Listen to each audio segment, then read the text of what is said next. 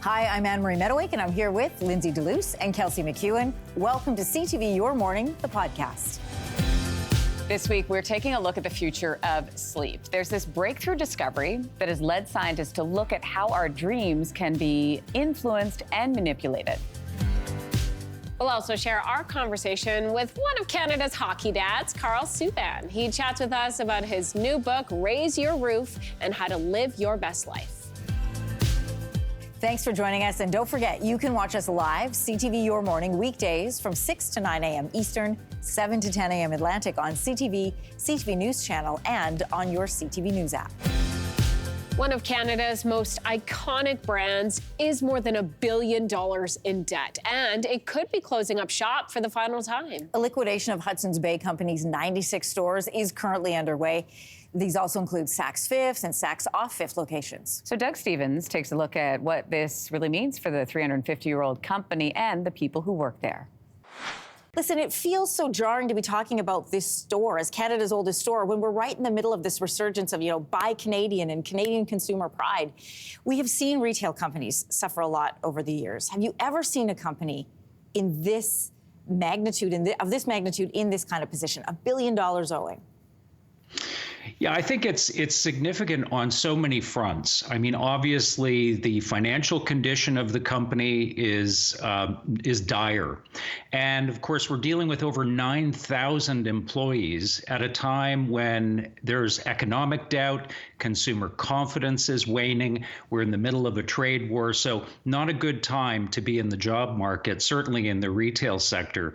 And then when you couple that with the historical significance of this brand, not just to retail in Canada, but to Canada, to our foundational history, it really is something on a different order of magnitude. Yes, 1670, long before we were ever an official country. So how did the Bay get to this point? Well, you know what? I think it was a number of factors, and this didn't happen overnight, certainly. I think there were a number of things that were external to the brand that the entire retail industry has grappled with over the last few decades. The advent of online shopping certainly would have taken a chunk out of the revenues at Hudson's Bay. I think the contraction of the mid-tier of the market as income and wealth in this country has polarized. And then when you couple that with the fact that most Hudson's Bay locations are in shopping malls, and shopping malls have certainly had their own set of challenges over the years, that has added up to a lot of problems. But there have also been, I think, Anne-Marie, missteps along the way, strategic missteps in the form of really a lack of any defined strategy on the part of the brand to really improve the customer experience, to improve the merchandising. I would argue that really since 2013, this ship has been adrift without any sort of defined strategy in how to move forward. We've seen little blips, right? So we saw the re-promotion of the Stripes sort of brand and their identity around that. But we've also seen, there was some criticism that they were slow to go online when other retailers, jumped on board, especially during the pandemic. It took them a little bit longer to catch up. Listen, let's talk about the employees. There are more than 9,000, as you mentioned, right across the country with the Bay. Many have been with this company for decades. So what happens to pensions of those long-term staff members? Yeah, unfortunately, under CCAA protection, there really aren't many protections for workers, which sit on the balance sheet as creditors to the company, but they're very low, unfortunately, on the pecking order. So the company is not obligated to provide severances. There are some minimum protections under Canadian legislation for workers, but it's not very much. Pensions certainly are up in the air, as are benefits. And again, no obligations on the part of the company. Now, there has been, there are some employees that are represented under Unifor, under an employee union, and they are represented under a collective bargaining agreement. And I know the union has been in these negotiations pushing for some protection or some benefit for workers that may be displaced. But again, it's going to depend on how this whole credit process unfolds as we go forward. Butterflies are disappearing at a rapid rate. A new study finds U.S. populations have dropped 22% in just 2 decades. It's concerning because as pollinators, butterflies are critical to the health of ecosystems. So what is causing the decline? And is there anything that can be done? Elise Zipkin is an ecologist at Michigan State University. She explains. I think we should all take note of what is going on. And before we get to all the butterflies that you looked at, can you outline for us why the decline? What's behind it? That's a really good question. Unfortunately, we weren't able to pinpoint that exactly with our study, but other research suggests 3 main causes. So the first is climate change, changing conditions for butterflies. Insects rely on really specific temperature and precipitation conditions to be able to grow from an egg all the way to an adult. The second is land use change and habitat loss. So, developing of areas, not leaving natural areas for butterflies.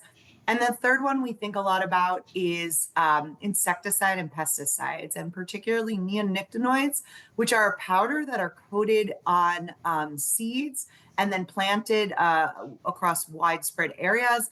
And that can leach into the soils and leading to really mortality for insects.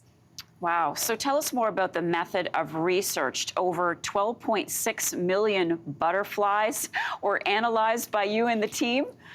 Yes. So what we did is we gathered all the regional and national data. So this was in the continental US for butterflies. And I have to say that most of the data are collected by volunteer scientists. And this is a really important thing. No scientist could collect the kinds of data that we needed to do this analysis at such a large scale. So we really rely on the volunteers that go out and collect the data. And so we aggregated all those data together, and then we built a model that accounted for the differences in the different data types and the differences in the different species. And we were able to look at all together the different butterfly species, and then individually 342 species for which we had enough data. So big gratitude for the volunteer scientists. That's incredible. Yes. So talk to us then about the long-term consequences of losing so many butterflies, and can they come back?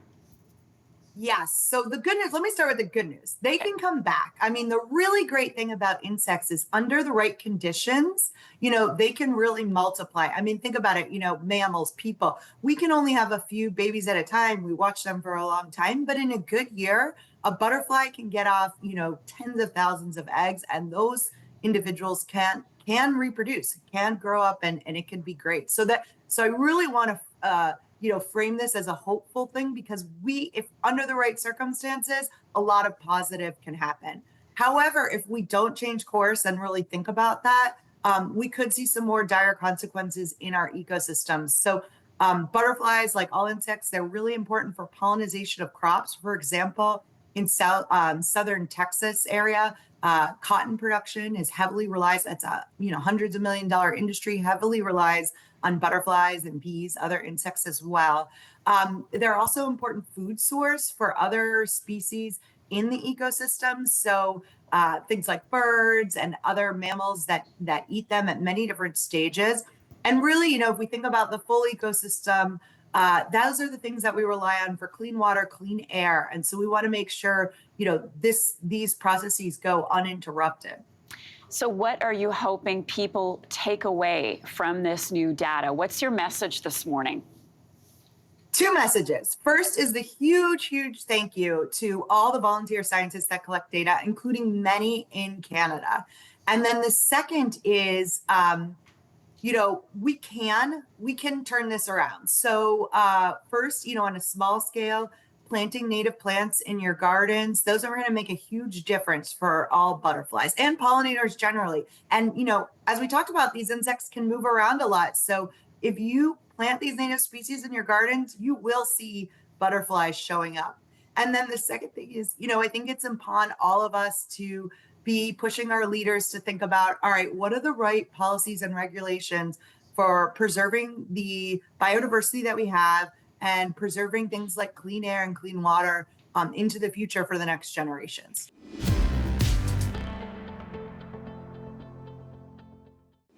All right, this might make your brain hurt. For the first time ever, two people were able to communicate in their dreams.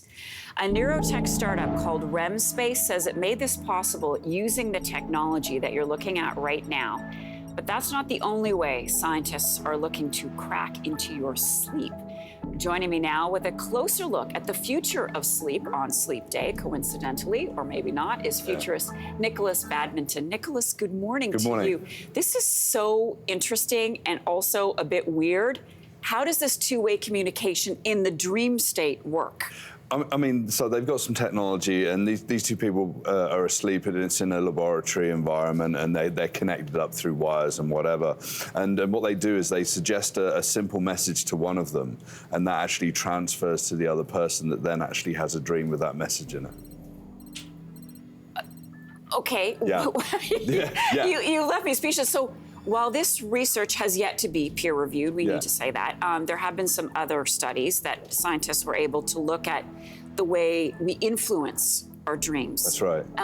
Talk to us about that. Give us some examples as to how that would work. Yeah, so, I mean, this is about the conscious and the subconscious mind, right? I mean, the subconscious mind, if we can influence it, we can sort of go deeper with therapy, we can go deeper with problem solving, the understanding of consciousness and the such like. I mean, there's a number of different things. There's a particular therapy that you can have, it's like tapping therapy, or it uses light. It's called EMDR, so eye movement desensitization reprocessing, where you can reframe a trauma from earlier in your life in a whole new way and sort of liberate yourself from like the anxiety and the PTSD and whatever. I've done that myself as well. And Did it work? Yeah, it worked beautifully well. And sometimes like the trauma is really deep and it takes a long time, and sometimes it's not too tough. Plus there's also been, advertisers have been playing with the idea of showing you content and seeding your ideas and your subconscious with these ideas. And I think it was Coors that did a particular study. You know, are you going to sort of wake up like feeling thirsty for a beer? For a beer, and you want a Coors. Or certainly with like Coors as a positive brand image in your mind. I mean, people are playing with these ideas right now. Well, Coors put money into it. Yeah. Into doing this research. Yeah, for sure. And it's interesting. I mean, we process about 40 bits of information per second consciously, but 40 million bits of information per second subconsciously. So imagine if you could just feed in some information and we have advertising in our dreams. So I feel like you've given us the upside. It could potentially work in a therapeutic way. Yeah. But it feels like the downside is then you're also subjected to or taking in, as you say, advertising, marketing, consumerism. Is that a good thing? Well, none of this is a good thing in terms of like the unfettered influence of what we're going to buy, how we're going to think, and the such. Like, it's ultimately mind control, right? I mean, right now it's all been done in ways that have been allowed, but maybe we're going to see all sorts of subliminal advertising that sort of starts to creep into our dreams. You've even got an app called Pokemon Sleep right now, where it tracks your sleep and you're actually playing Pokemon. So you wake up in the morning, you've actually played a game with your sleep. So the whole world of sleep is kind of a new area for advertisers and influencers to jump on top of and to sort of infiltrate your life on. Another thing to interrupt our sleep too. Indeed, for sure. That is so wild. I'm trying to wrap my brain around the fact that you could play a game, like play an app in your sleep. But think about, like, what does this mean for studying? What does this mean for, like, what we do for prep for the next day? I mean, it started off on a really interesting note, a really applicable note of reframing trauma. The idea that if you've gone through something horrific that you're having a really difficult time processing while you're awake, to be able to do some of that work while you're sleeping and maybe take the fear out of it, that's really cool to me. And then, like anything, we ruin it with advertising and try and sell things. But I'm here for that first part because I think for a lot of people, they're very interested in the idea of therapy, but the work is really, really difficult. And that's not a slight on anybody. It's hard work. If you could take some of that load off while you were sleeping, I'm here for that. I could see that, but also, like, doesn't my brain need like a full rest? That's a good point, Lance. You know what I mean? Like, I feel like it does. Do you remember your dreams? Like, I'm watching this thinking, sometimes. I don't know that I like have active dreams that I every day remember. Not every day. Not every day. I used to have these dream analysis books in university. Obviously, university were the days. Did you where charge people to assess their dreams? I'm sure I probably tried to, but we would go to this, like if we remembered our dreams, we'd go to this little, it was like almost like an encyclopedia. And it was like, if you dreamt about a snake, this is what it meant. If you dreamt about this, this is what it meant. How much weight do you put in that? Oh, it was just fun. Just So real. It would be really interesting, though. I mean, like to have conversations with somebody. Yeah. Like you could, with your partner or spouse, you could get to all the conversations you didn't get to. Yeah, that's very. But then I'd wake up even more tired than when I went to bed. Totally. I know. That's fascinating. A month-long dose of Ozempic usually costs $200 to $300, but that price might be lowering as generic versions of the drug could hit Canadian shelves by next year. 4 companies have applied with Health Canada to sell generic versions of Ozempic once the drug's market exclusivity ends in January of next year. For more on how this could affect patients right across the country, we are joined this morning by Jennifer Lake with the Leslie Dan Faculty of Pharmacy at the University of Toronto. Great to talk to you again. Good morning. So what effect could this have on people who are currently taking Ozempic? Yeah, so generic drugs are just part of the drug life cycle. We're really used to it happening. I think it's a common process with an uncommon drug with Ozempic. So what we're going to see is price reductions. If all of the generics come onto the market, we could see reductions more than 50% lower priced. Right, and obviously hand in hand with that is then more people using as it becomes more affordable. Yes, exactly. And then you might see changes on private insurance and public insurance actually covering medications because of the lower price. It often then becomes a benefit for them to take those drugs on again. Oh, this is interesting. So first of all, what are the regulation barriers before it can come to market here in Canada? So the drug market has 2 sort of big regulations. One is the patent, which is the chemical and who created it. And then this market exclusivity, which you talked about. And that's really, you can think of it as a reward by governments and the drug regulators to say, you did all of this hard work to get this drug on the market. We're going to give you exclusivity for 8 years. And just when we're talking about price range, what could we be looking at? So we could be looking at anywhere between $100 to $200 a month if all of the generics come on the market. That's a significant reduction. You know, I wondered if something like this was afoot. There was, I think it was at least a year ago that Oprah Winfrey did this big special, and she had the presidents of Wegovy and Ozempic sitting side by side. I wondered at the time if maybe there was a lobby forming around using it more as a weight reduction as opposed to just being exclusively put out there for diabetes. How could something like this happening, this generic version entering the system, change attitude and stigma around people who might be using it for weight loss? Yeah, Obesity Canada has a lot about the stigma around obesity. And we know that when we start to have treatments for conditions, it starts to destigmatize. It takes it from a personal failing of being obese to a medical condition. And so the more accessibility and the more patients can get access to it, hopefully we'll see society start to change their views on obesity. So we're talking Ozempic specifically, but could we also see generic versions then of Mounjaro or Wegovy? Yeah, we'll definitely see that when their exclusivity. And what we'll likely see with the Ozempic generics is people using Ozempic like they did before Wegovy was available, off-label for weight loss because of the price differences. We've talked about weight loss, but can we talk about its original usage, which is diabetes? How does this change things for diabetes patients? Yeah, so what will likely happen when we see generics come on the market, people's drug company or drug insurance start to pay for just the generic version. So they'll be changed from the brand name to whichever generic version. About 75% of all drugs in Canada are filled as generic versions. This is really interesting. Jennifer Lake with the University of Toronto's Leslie Dan Faculty of Pharmacy. I should ask you just before you go, is there anything that stands out to you about this move or something you're watching for? So I just think because of how much Ozempic has been used, it was $2.5 billion last year. I just think we're going to see a lot of changes when the generics become available. Will we see changes to marketing? Right now it's like, just ask is the tagline for Ozempic. Probably not, because the generic companies don't market directly to patients, they market to who supplies them. We probably won't see a lot of changes in marketing.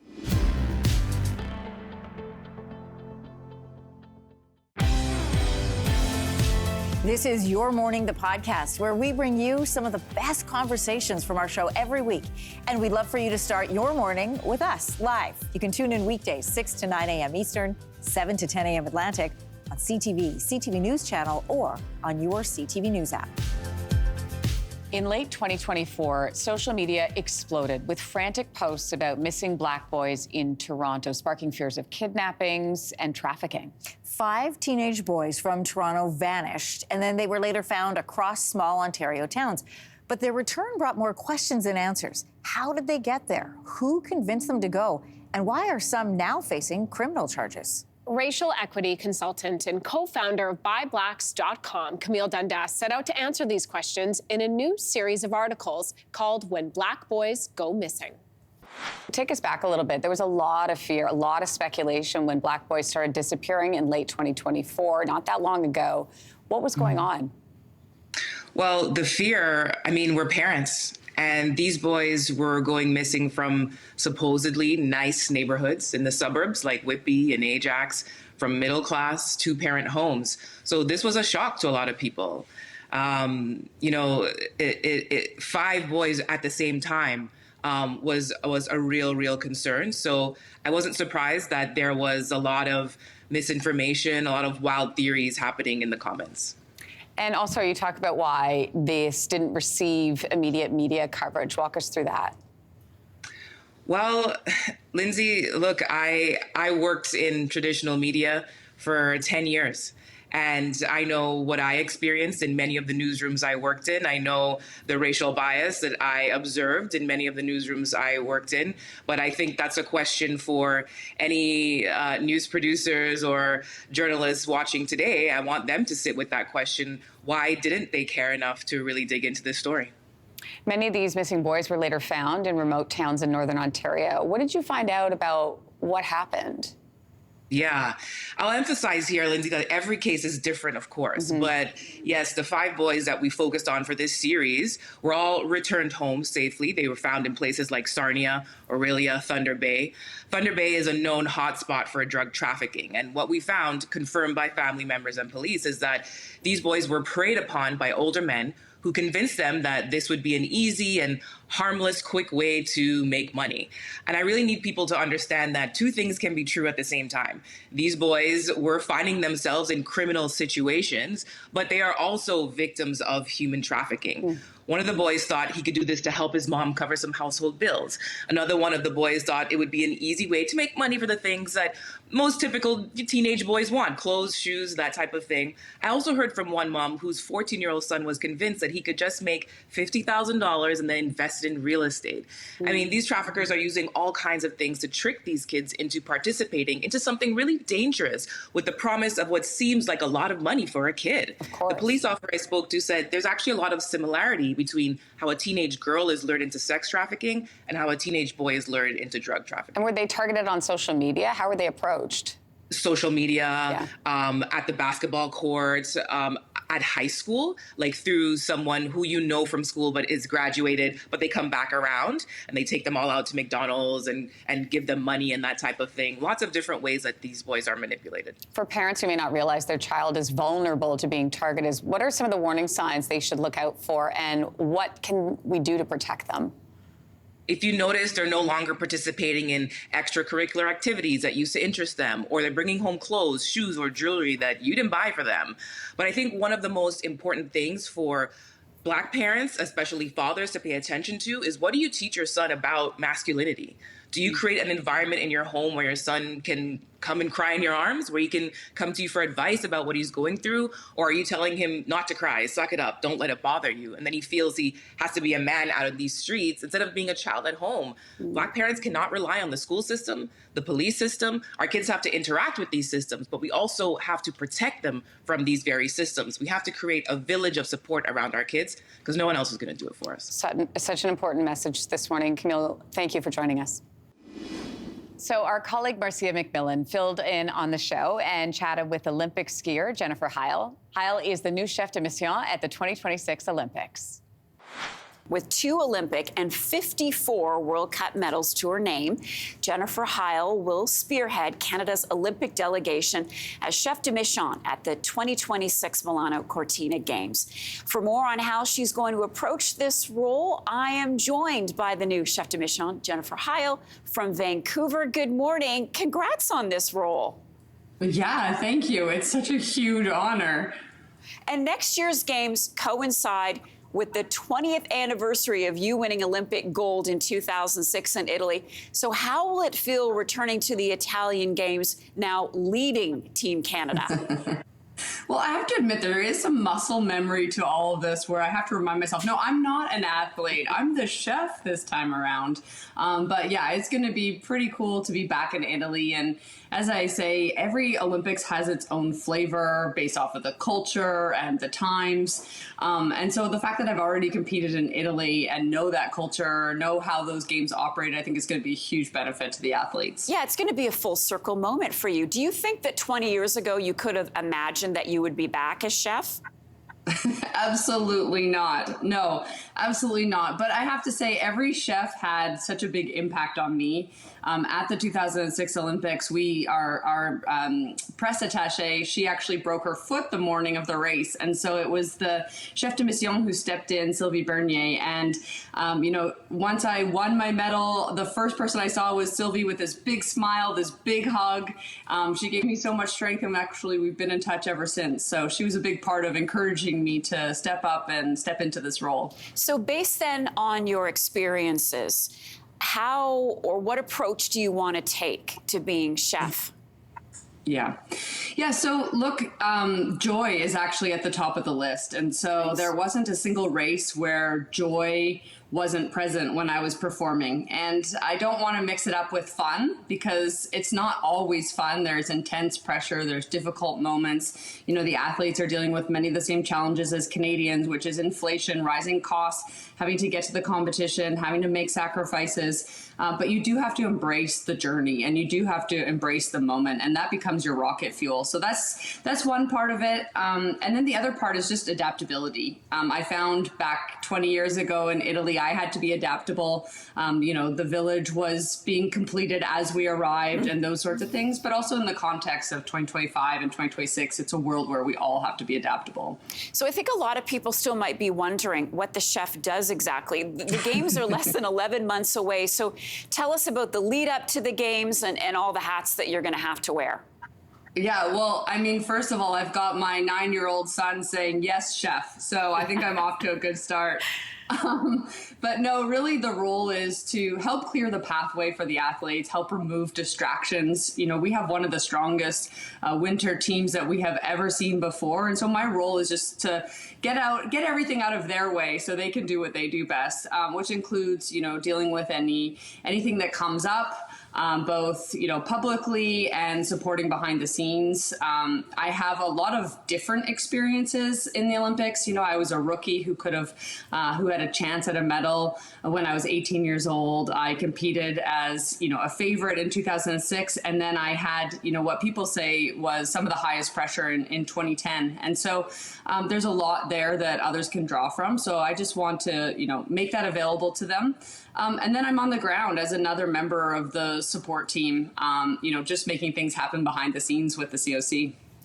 So we are seeing right now this growing wave of patriotism across the country. How do you want to contribute that while leading Canada's Olympic team? Yeah, I just got excited.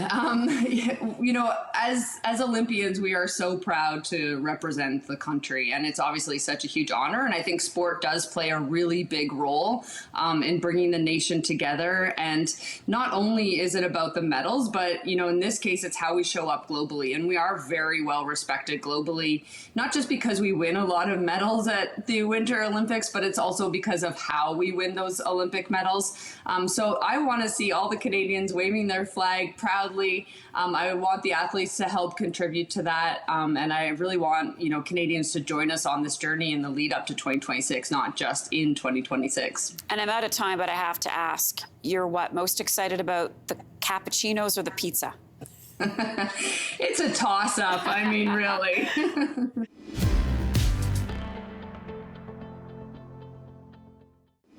Carl Subban is well known as a dedicated hockey dad. In fact, 3 of his sons made it to the NHL. His daughters pursued careers in education, which is a subject Carl knows really well. Yeah, after nearly 40 years as a teacher and as a principal, Carl knows a thing or two about motivating young people. So now he's sharing that wisdom in his new book. Right at the beginning, you talk about the 10,000-hour rule. It comes from Malcolm Gladwell's book, Outliers. Yeah. It's the idea that it takes about 10,000 hours in anything to become really good at it. It's kind of been mythologized for explaining the success of people like Bill Gates, a little band called the Beatles as well. Yes. But you say, look, it's not totally accurate, and there's no magic number for success. So what is the key?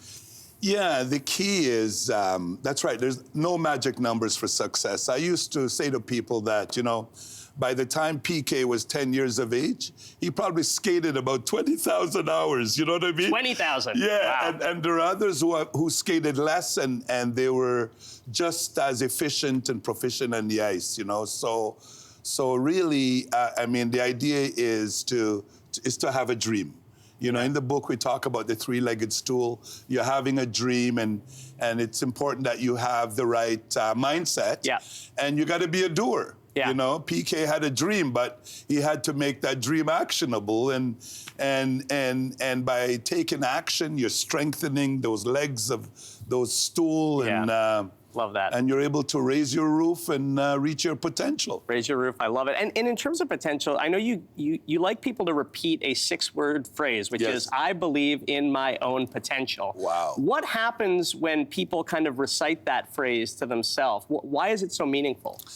Willie O'Ree, who broke the color barrier, 1958, the year I was born. Cool. I was in Jamaica. There he was, stepping on the ice for the Boston Bruins. He has a quote: "If you believe you can, you can.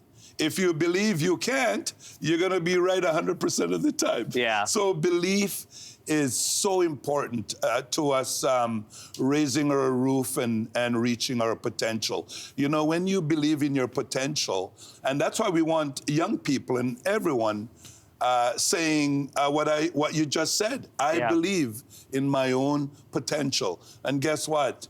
I don't like the other part of that if you don't believe, you know what I mean? Yeah. If you don't believe, you're not going to learn to your potential. You're not going to develop into your potential, and you're not going to grow into your potential. Well, you talked about that notion of success and potential being a three-legged stool, dreaming, believing, and doing. I know you've got a story related to one of those legs about your son, about Malcolm, right? Yes. And Malcolm was drafted by the Bruins in the first round. He's now playing for the Belleville Senators. Yep. And I remember I coached Malcolm. And, of all my children, he's probably the most athletic. Cool. And a great physical skills. And I coached him. He was one of the best players on our team and in his age group in the GTHL. And I saw Malcolm playing at a very high level. But Malcolm didn't. Not as a player. He saw himself playing as being a goalie, And so at 12 years of age, he came to me and said, "Dad, if I can't be a goalie, I'm going to quit playing hockey." Wow. So, he made it because he believed it. Yeah. He didn't make it. Obviously, my belief supported him, and I sort of cleared the way, paved the way. I had to get out of the way, so Malcolm was, was able to do what he wanted to do, and that is to be a goalie, and that's why he made it, because it was his dream, and that's another thing about the dream. It has to be your dream. Yeah. Sometimes we can dream for our children, but they must take ownership of it. Yeah. Beautifully said. And you inspire so many different people, and obviously that started with your 5 kids. Just to kind of wrap it up, can you tell me the pride that you feel both in your 3 sons who made it to the NHL, but also, as I said off the top, your 2 incredible daughters who work in education? How does it feel to see them having come into themselves so much? Because I know you've mentored so many people over the years as a teacher and principal too. When you look at your 5 kids in particular, how do you feel? Well, it's I feel really good about their successes and achievements. Yeah. And obviously for themselves and for my family, but think about it this way.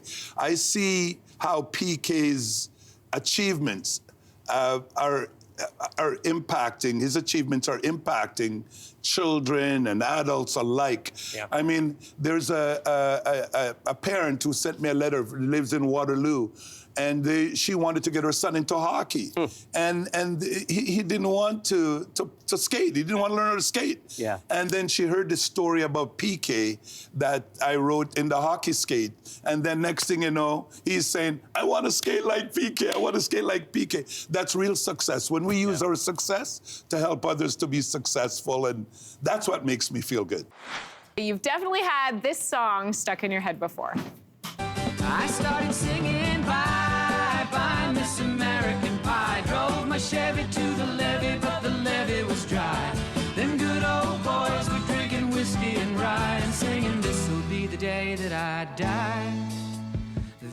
Don McLean's American Pie is obviously a classic, and so many music lovers have spent years dissecting what those lyrics mean. Who is the Chevy and the levee? Why is it there? Who is Miss American Pie? Well, now the docu-concert Inside American Pie is answering those questions and more by taking a musical deep dive into the song's history. Performer and the show's creator, Mike Ross, joins me in studio this morning. Mike, great to have you. Good morning. Thanks for having me. Well, hello to you. Hello to your wife, Nicole, watching the show as well this morning.